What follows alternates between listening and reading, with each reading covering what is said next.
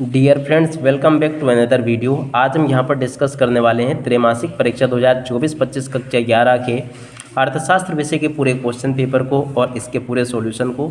तो चलो जल्दी से हम आगे बढ़ते हैं, समझते हैं त्रैमासिक परीक्षा कक्षा 11 के अर्थशास्त्र के पूरे क्वेश्चन पेपर को और इसके पूरे सॉल्यूशन को। तो देखो, इस प्रकार का पूरा आपका क्वेश्चन पेपर आने वाला है परीक्षा में। आपके पेपर के लिए 3 घंटे का समय होगा और पूर्णांक मिलेगा आपको 80 अंकों का। तो यहाँ से आप लोग देख लें। अब देखो, यहाँ से हम क्वेश्चन पेपर को समझते हैं। पहला क्वेश्चन, सही विकल्प चुनकर लिखिए। अब देखो, सही विकल्प चुनकर आपको कैसे लिखने हैं। सांख्यिकी शब्द का प्रयोग किया जाता है। देखो, दोनों में से किया जाता है। अपनी विभिन्न आवश्यकताओं की पूर्ति करने के लिए उपभोक्ताओं द्वारा वस्तुओं का क्रय कहलाता है। तो देखो, इसको कहते हैं उपभोग। निर्देशांक व्यक्त किए जाते हैं। तो देखो, निर्देशांक जो होते हैं ना, इनको प्रतिशत में व्यक्त किया जाता है। कालानुक्रमिक वर्गीकृत किए जाते हैं। तो देखो, चौथे नंबर का राइट आंसर आ जाएगा समय में। केंद्रीय प्रवृत्ति की सर्वश्रेष्ठ माप। तो देखो, इसका राइट आंसर होगा समांतर माध्य। और उसके बाद में छठा क्वेश्चन, दंड आरेख है। देखो, दंड आरेख जो है ना, एक विमीय आरेख है। उसके बाद में अगला क्वेश्चन देखते हैं, यहाँ से देख लें। संसाधनों की सीमितता की तुलना में आवश्यकताएं असीमित होती है। यहाँ पर आपको असीमित लिख देना है। पूर्व में उपयोग किए जा चुके समंक द्वितीयक समंक कहलाते हैं। उसके बाद में तीसरा क्वेश्चन, माध्यिका को ज्ञात करने के लिए श्रेणी को बढ़ते अथवा घटते क्रम में व्यवस्थित करना होता है। उसके बाद में पांचवा क्वेश्चन, वर्ग के आकार में परिक्षेपण प्रस्तुत करने वाली आरेखीय विधि को लोरेंज वक्र कहते हैं। उसके अलावा अगला क्वेश्चन, वर्गांतर होता है वर्ग की उच्च सीमा एवं निम्न सीमा का अंतर से संबंध गुणांक का प्रतिपादन कार्ल पेयरसन ने किया। तो ऐसे आप सब लोग इनको देख लें। यहाँ तक के जो क्वेश्चंस मैंने आपको बताए, इसी प्रकार से आपसे पेपर में परीक्षा में पूछे जाएंगे। अब चलो जल्दी से हम आगे बढ़ते हैं और जोड़ी के मिलान को देखते हैं। तो आगे अगर देखिए तो जोड़ी आपके पेपर में ऐसी पूछी जाएगी।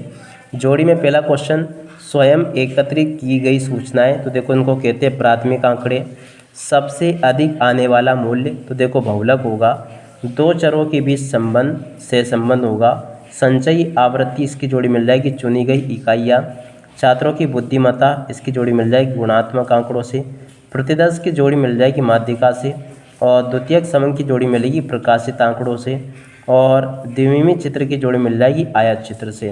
तो देखो, यहाँ से आप सब लोग इसको देख लें पूरा का पूरा और समझ भी लें, ताकि आप सब लोग इसको अपने एग्जाम्स में पूरा का पूरा लिख कर आ सकें।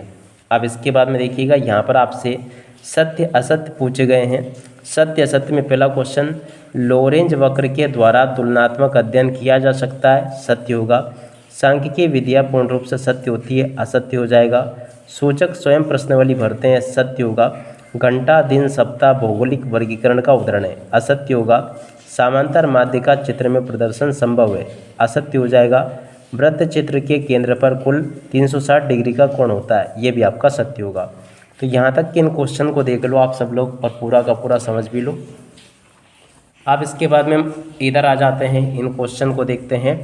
एक शब्द या फिर एक वाक्य में उत्तर आपको लिखने हैं। एक शब्द या फिर एक वाक्य में उत्तर कैसे आपको लिखना है। पहला क्वेश्चन, विक्रेता का उद्देश्य क्या होता है। तो देखो, अधिकतम लाभ कमाना इसका उद्देश्य होता है। वर्ग अंतराल 30 से 40 का मध्य मूल्य 35 होगा। और उसके बाद में भारत में जनगणना कितने वर्षों में होती है। तो देखिएगा, 10 वर्षों में होती है, ठीक है। उसके अलावा अगला क्वेश्चन, द्वितीयक समंकों का कोई स्रोत लिखिए। तो देखो, प्रकाशित आंकड़े इसका राइट आंसर आ जाएगा। सारणियन की प्रस्तुतिकरण वर्गीकरण से पहले किया जाता है, बाद में। तो यहाँ पर आपको बाद में लिख देना है। आंकड़ों का स्थानिक वर्गीकरण क्या कहलाता है। तो देखो, इसको कहते हैं स्थानिक आंकड़ा भंडार, जो किसी ज्यामितीय चीज़ों के आंकड़ों को व्यवस्थित करता है, ये इसका राइट आंसर आएगा।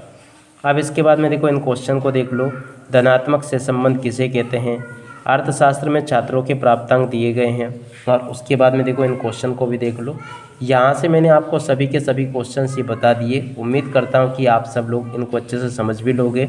और इसके बाद में देखो, यहाँ तक के सभी क्वेश्चंस मैंने आपको बता दिए। तो आप सब लोग इनको अच्छे से तैयार कर लो, ताकि आप सब लोग अपनी परीक्षाओं के पेपर में इन सभी प्रश्नों के उत्तरों को अच्छे प्रकार से लिख कर आ सको। Totally A to Z question का डिस्कशन अपन ने यहाँ से कर लिया है। तो आप सब लोग इनको देख लीजिएगा और पूरा का पूरा इसको समझ भी लो, ताकि आप लोग अपने पेपर में इनको अच्छी प्रकार से लिखकर पूरा का पूरा आ सके। Totally A to Z question अपन ने देख लिए। अब इसी के साथ में इस वीडियो को यहीं पर पूरा करते हैं। Bye bye.